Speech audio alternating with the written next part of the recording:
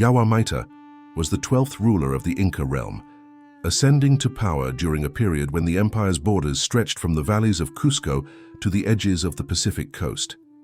His rule marked the consolidation of territory and the enforcement of strict codes of loyalty among the nobles who governed the provinces.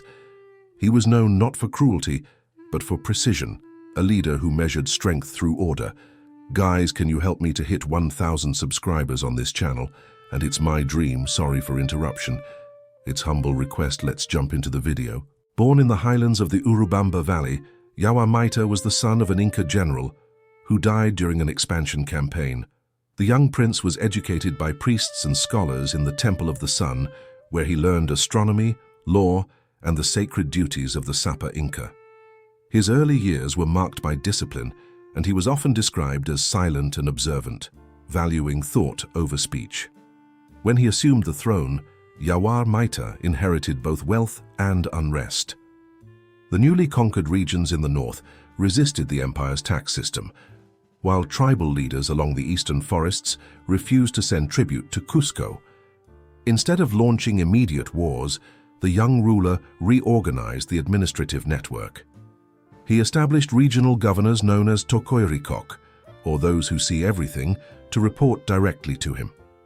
His first years of reign were marked by infrastructure growth.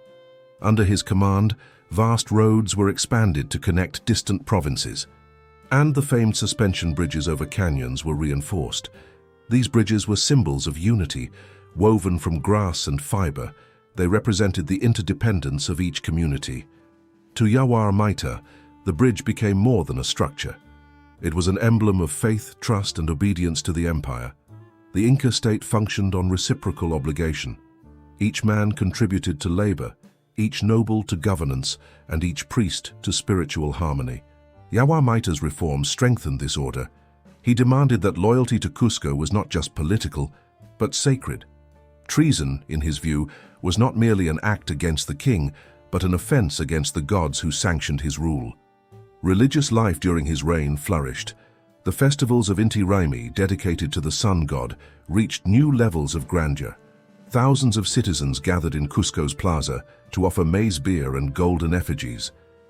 Yawar Maita presided over the ceremonies from the high platform of the temple, his garments woven with fine vicuña wool and his forehead adorned with the crimson tassel, the mark of the Sapa Inca. Despite his devotion to order, Yawar Maita remained cautious of internal betrayal. The vastness of the empire made rebellion a constant possibility. Reports began to reach Cusco of local leaders who hoarded food or withheld soldiers during campaigns. The Inca ruler established a council of inspectors who traveled across provinces to monitor loyalty.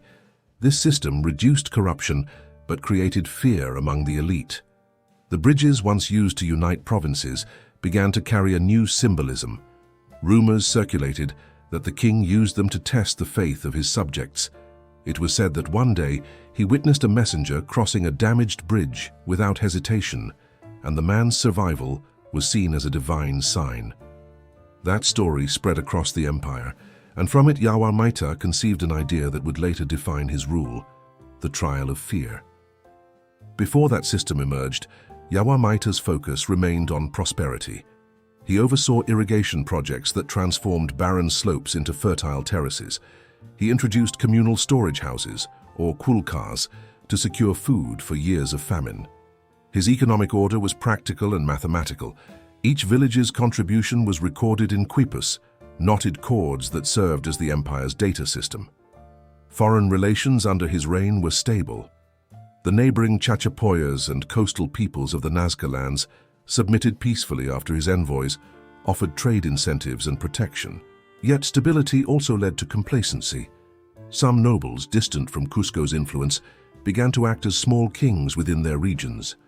Yawar Maita's spies reported these ambitions, and his patience began to thin. He believed fear preserved unity. The Sapa Inca was seen as the living descendant of Inti, and disobedience toward him was equal to defying the sun. His laws reflected this principle. Minor disputes were settled through restitution, but offenses against the state, treason, espionage, or withholding tribute, were judged through divine trial. Still, during the early years, such trials remained rare, used only in extreme cases. Yawar Maita's court in Cusco was both splendid and austere. Gold adorned the walls of the palace, but the ruler himself was reserved in luxury. He rose before dawn, consulted with astronomers, and addressed his council with few words. His authority was unquestioned. Even generals bowed low in silence, for his temper, though controlled, was known to shift with precision. Calm one moment, coldly decisive the next. The people of the empire viewed him with reverence. Songs were composed in his name, praising him as the voice of the sun. Farmers saw his rule as a time of balance between earth and sky. Yet within the higher ranks, fear quietly replaced admiration. The Incas' insistence on absolute obedience left little room for ambition or dissent. The bridges, once a path to commerce and pilgrimage, were rumored to have eyes that reported to the king. As years passed, Yawar Maita's empire reached its height. Roads connected distant mountain cities. Messengers ran in relays across valleys to deliver commands within days. The wealth of the realm filled temples, and Cusco shone as the heart of Andean civilization. But in the shadow of that success lay suspicion. The king began to see disloyalty not as rare, but inevitable. To the people, the rope bridges symbolized life's delicate balance. They connected one side of the world to another with nothing but faith and fiber. Yawar Maita saw them the same way, but he also saw them as a measure of human truth. In his mind, the bridge was a silent judge. It did not lie, nor could it be bribed. It either held or broke, guided by forces beyond human control. By the end of his second decade on the throne, the ruler of Cusco had turned the empire into a model of strength and structure. Trade flourished, temples glowed with gold, and law prevailed across mountains and jungles. Yet, behind the perfection of order stood the beginnings of fear. A fear that the gods would one day test the faith of men, and that even rulers must be judged by their own creations. It was within this belief that the foundations of a new ritual of justice began to form, one that would transform the bridge from a path of life into a passage of judgment. The empire did not yet know that the structure that united them would soon become the symbol of divine punishment. The idea was not yet law, but in Yawar Maita's mind, it had already taken shape. As Yawar Maita's empire expanded, so too did his obsession with control. The stability he had created through structure and devotion began to feel fragile to him. Reports of corruption persisted, and whispers of betrayal reached his council chambers. The ruler, who had once valued trust, now sought a new way to test it. In this pursuit, the rope bridges became central to his idea of divine justice. The first recorded trial took place in the canyon of Apurimac, where one of the longest bridges in the empire hung between two cliffs. The bridge, made of woven ichu grass, had served travelers and soldiers for decades. When a regional governor was accused of diverting tribute gold, Yawar Maita decreed that the gods themselves would decide his fate. The man was ordered to cross the bridge at dawn, alone while priests and soldiers observed from both sides. The ritual began with offerings to Inti, the sun god. Priests burned incense made from llama fat and herbs, chanting prayers that the bridge reveal the guilty. The accused bowed before the flames and stepped onto the trembling cords.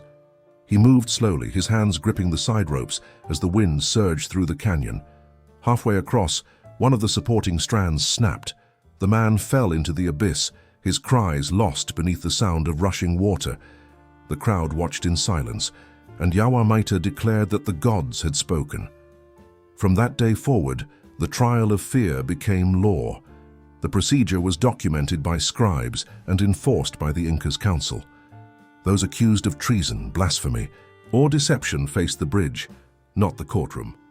To Yawar Maita, it was the purest form of justice, an act in which divine will replaced human judgment. The empire accepted it as sacred truth.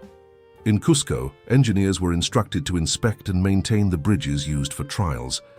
The fibers were never replaced before each test, for the bridge itself was considered part of the judgment. If it held, the accused was declared innocent and restored to honor. If it broke, the fall was taken as proof of guilt.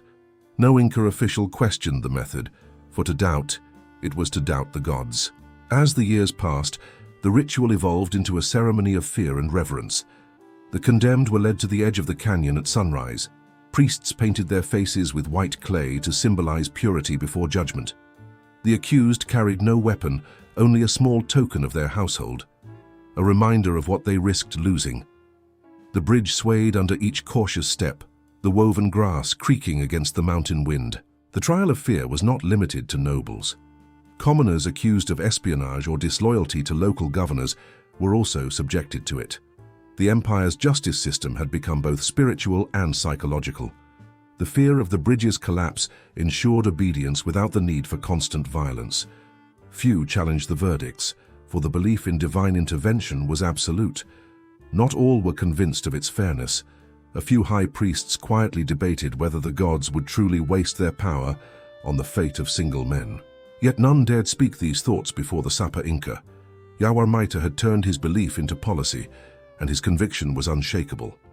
He saw himself not as an inventor of cruelty, but as a guardian of truth.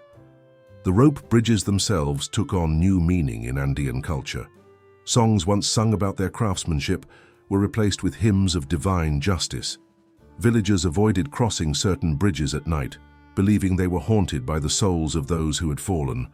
To step upon them became both an act of faith and submission to the empire's authority. Foreign envoys from the Chachapoya region documented the trials with fascination. They described how soldiers lined the canyon edges, how the wind carried prayers, and how the people believed that the bridge could feel the weight of guilt. Even neighboring rulers began adopting similar practices, though without the same religious solemnity. What had begun as Yawar Maita's vision became a cultural phenomenon across the Andes. The Inca ruler believed the ritual reduced rebellion. Indeed, for a time, peace returned to the provinces.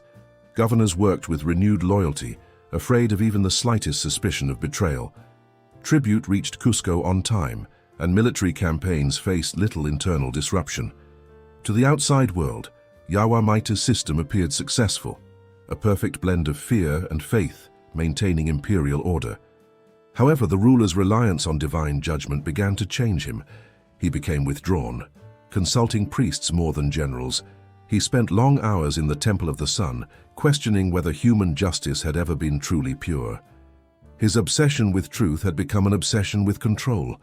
The bridge, once a tool of unity, was now a symbol of his personal creed. His closest advisors noticed his growing isolation. He rarely attended feasts or festivals, preferring private audiences where no one could contradict him. When one of his counselors suggested reviewing the fairness of the trials, the man himself was accused of impiety. Days later, he too faced the canyon. Witnesses reported that the bridge held firm, yet the counselor was never seen again. Some claimed he was exiled. Others believed the trial had been repeated in secret. The bridges were rebuilt many times during Yawar Maita's reign, yet each reconstruction was accompanied by rituals of purification. Craftsmen wove them while fasting, believing that their thoughts could influence the bridge's strength. The cords were treated with sacred oils, and priests blessed each strand before it was hung between cliffs. These rituals blurred the line between engineering and faith, giving the structure a divine identity. Among the people, stories spread of those who survived the trial against all odds. Some claimed that one soldier, wrongly accused of desertion, managed to cross despite the ropes fraying beneath him. His survival was hailed as a miracle, and the Inca himself pardoned him, declaring that the gods had proven his innocence. Such rare outcomes reinforced belief in the trial's legitimacy, even as its cruelty deepened. Over time, the trial of fear became embedded in the empire's moral fabric. Children were taught that honesty preserved the bridge beneath one's feet, while deceit weakened it. Priests compared the bridge to the thread of life itself, stretched between the earth and the heavens. In this way, Yawar Maita's punishment transformed into philosophy, a doctrine that equated stability with faith and collapse with sin. Yet beneath the calm surface of his empire, resentment began to grow. Regional leaders feared that even false accusations could send them to the canyon. Families of the condemned began offering secret prayers, not to the sun god, but to the mountain spirits, asking them to forgive what the state had done. The ruler, however, remained unaware of the silent unease spreading across his realm. By the time Yawar Maita reached his later years, The Trial of Fear was no longer questioned by anyone within Cusco. It had become an institution, both feared and accepted. The emperor regarded it as his greatest legacy, a system that aligned human justice with the will of the gods. Yet as he aged, the people began to whisper a dangerous question. If the gods truly judged all men, then who would judge the Inca himself? Those whispers would grow louder, carried by the same wind that shook the bridges of the Andes. The Trial of Fear, once a symbol of unity and order, was slowly becoming a mirror of the ruler's own uncertainty, a test that one day he too would be forced to face. In his final years, Yawar Maita's empire remained vast, but the unity he had built began to weaken. The same fear that once maintained order now bred silence among his subjects. The Trial of Fear, once a sacred rite, had turned into a symbol of oppression. Nobles obeyed without faith, soldiers served without pride, and priests prayed with uncertainty. The bridges that once connected the empire now divided it through fear. One morning, a messenger arrived in Cusco with grave news. A northern governor, loyal since the early years of Yawar Maita's reign, had died while crossing a state bridge. Witnesses swore the ropes were newly woven and blessed by priests. The incident shook the capital, for it suggested that even innocence offered no protection. For the first time, the people began to murmur that perhaps the gods were not judging men at all. Perhaps the bridges had grown tired of carrying guilt. When the priests brought this matter to the Sapa Inca, Yawar Maita dismissed their doubts. He insisted that divine balance never failed. Yet privately, he began to question his own faith. He ordered a reconstruction of every bridge used for the trials, ensuring they were built with perfect care. Still, accidents continued. Traders fell. Messengers vanished. The empire began to believe that the gods were sending a message to their ruler. The turning point came when a high priest was accused of embezzling temple gold. Though many pleaded for his innocence, Yawar Maita demanded the ritual proceed. Before the trial began, the priest knelt before him and said, "If the gods speak through the bridge, then one day they will speak to you." The words unsettled the emperor, yet the trial was held. The bridge collapsed before the priest took his fifth step. Whispers of divine retribution spread through Cusco. The air in the capital grew heavy with suspicion and dread. For the first time, the ruler's name was spoken with doubt. To silence unrest, Yawar Maita announced a public trial, one in which he himself would cross the bridge to prove his purity before the gods. His council begged him to reconsider, but the decision was final.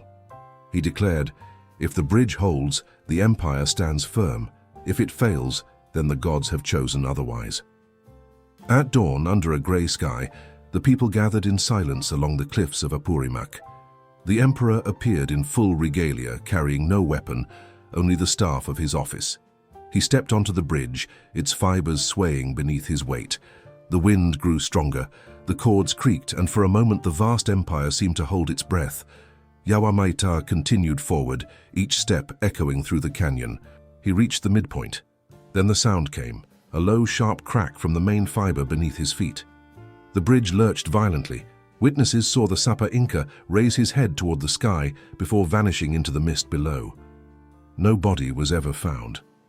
From that day on, the rope bridges of the Andes were crossed with reverence and fear. The Trial of Fear ended, but its memory endured, a reminder that even kings who test the gods may one day be judged by them.